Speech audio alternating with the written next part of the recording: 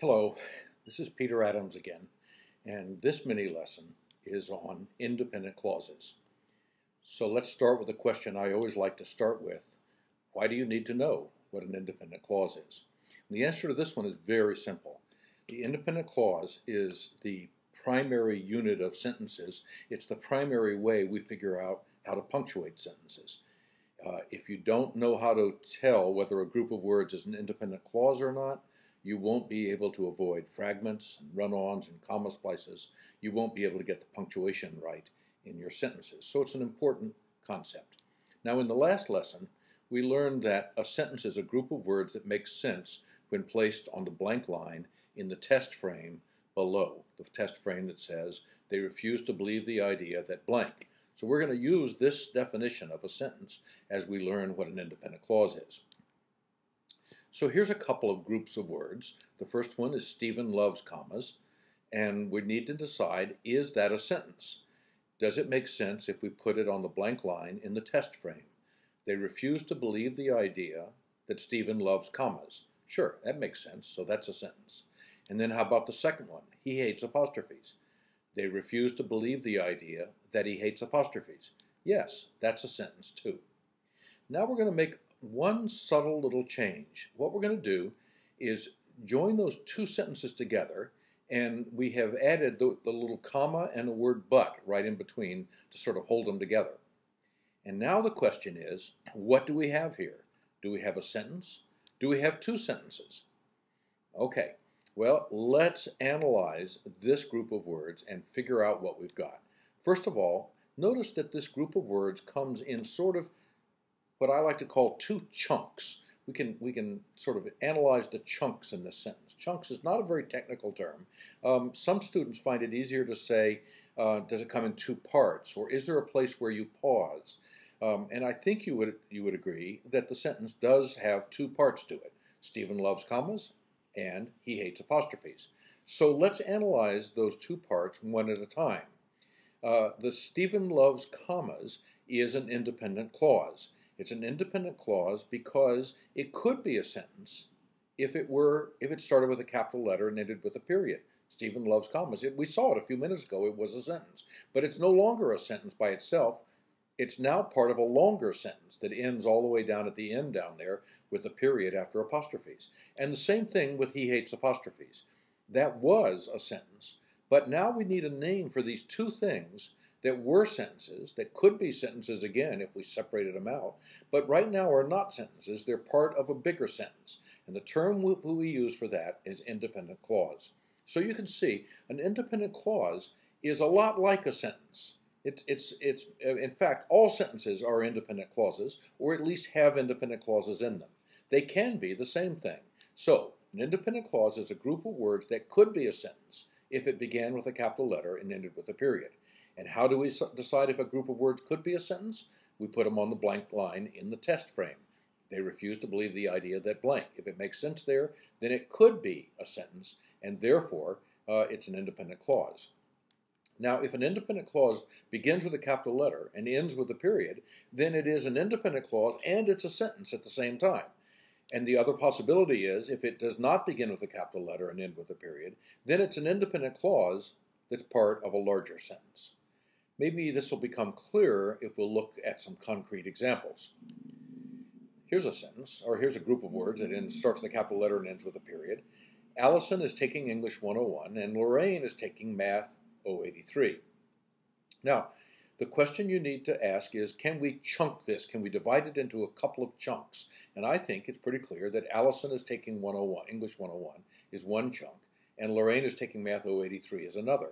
So let's analyze those one chunk at a time.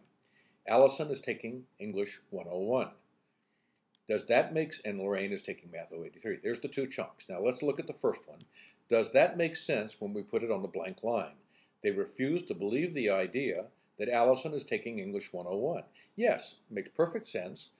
However, it's not a sentence because it ends with a comma, not with a period. So this is an independent clause. Allison is taking, it's part of a larger sentence. And now let's analyze the second half. And we'll, of course, test it by putting it on the test frame. They refuse to believe the idea that Lorraine is taking Math 083. Makes perfect sense. So the second chunk, Lorraine is taking Math 083, is also an independent clause. So here we have one sentence made up of two independent clauses. Now let's take a look at this one. When Shahida opened the door, I don't think there's any break in here. I think this is one big chunk. So let's analyze it that way. And the question is it an independent clause? If we put it on the blank line in the test frame, what we've got is they refuse to believe the idea that when Shahida opened the door, and that doesn't make sense. That leaves you feeling incomplete at the end. And therefore, that is not an independent clause.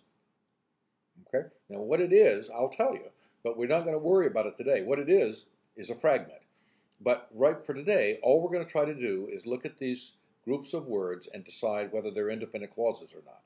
We will use this next week to decide whether we have fragments or run-ons or comma splices. But for today, all we're trying to do is decide whether these groups of words are or are not independent clauses.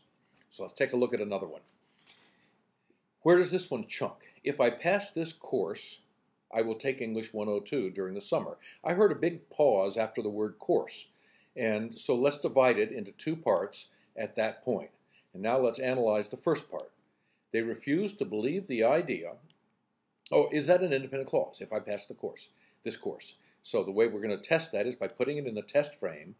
And the test frame reads, they refuse to believe the idea that if I pass this course. No, that doesn't make sense. So that is not an independent clause. All right? Now let's take a look at the second half of the sentence. We'll put that on the test frame. They refuse to believe the idea that I will take English 102 during the summer. Ah, that makes complete sense. So this time, the second half is an independent clause, and the first half is not. So we've got one sentence with one independent clause, and a group of words in the front of it that are not an independent clause. Now you might know, if you had a good grammar teacher sometime in your past, that that's a dependent clause. But we're not going to worry about that today. All you need to do is say the first part is not an independent clause, and the second part is an independent clause. All right, another example. The teacher who gave me the best advice. I think that we'll treat that all as one chunk. You might want to divide it in two, but I think it makes more sense to say this is one chunk.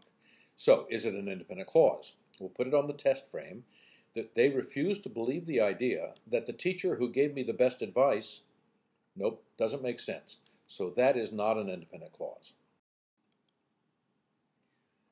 How about this? This is a group of words, but it's only two words, snakes crawl. Would that be an independent clause? Well, before you say, oh no, it's too short, let's take a look and test it out on the test frame. Is it an independent clause? It is if it makes sense when put on this blank line. So let's try it. They refuse to believe the idea that snakes crawl. Aha, yes, that makes sense. So even though there are only two words in that group of words, it is an independent clause. So now I think this is important. Now you know that the length of the group of words has nothing to do with whether it's an independent clause or not. It can be an independent clause even if it's very short. So that finishes this little mini lesson on independent clauses. I hope that's clear to you now. Now, exercise 2 for the English 101 course is an exercise that asks you to identify independent clauses in 20 items.